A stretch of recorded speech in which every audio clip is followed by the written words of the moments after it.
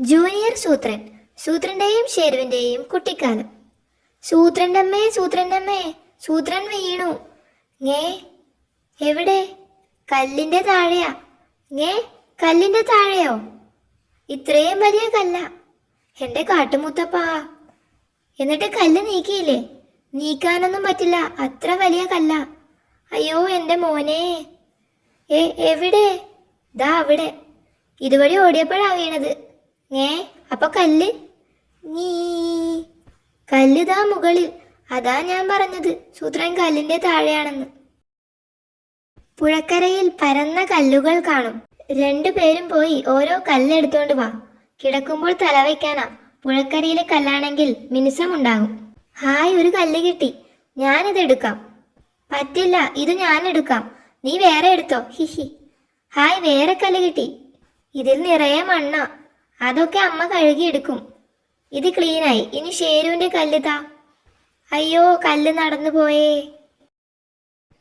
സൂത്ര, ഇവിടെ വെച്ച മുട്ട നീ എടുത്തു തിന്നോ? ഇല്ല. നുണ പറയരുത്. നീ ഇതുവഴി വന്നത് ഞാൻ കണ്ടല്ലോ. ഞാൻ തിന്നു. നുണ പറയുന്നത് നല്ല ശീലമല്ല. മുട്ട കട്ട പുലിയുടെ കഥ കേട്ടിട്ടില്ലേ? പണ്ട് ആനകൾ മുട്ടയിടുമായിരുന്നു. ഒരു ദിവസം ഒരു പുലി ആനയുടെ മുട്ട കട്ടെടുത്തു. എന്നിട്ട് സ്വന്തം ഗുഹയിൽ ഒളിപ്പിച്ചു. അമ്മയാന വന്ന് ചോദിച്ചു, പുലി പുലി നീ മുട്ടയെടുത്തോ? ഇല്ല ഇല്ല, പുലി പറഞ്ഞു.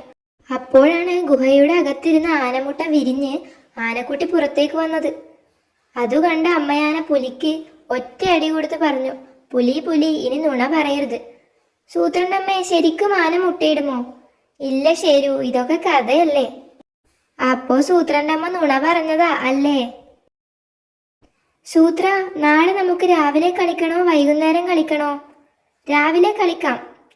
ഇതൊക്കെ എന്തിനാ സൂത്രനോട് ചോദിക്കുന്നത്? നിന്റെ കാര്യം നീ വേണം തീരുമാനിക്കാൻ.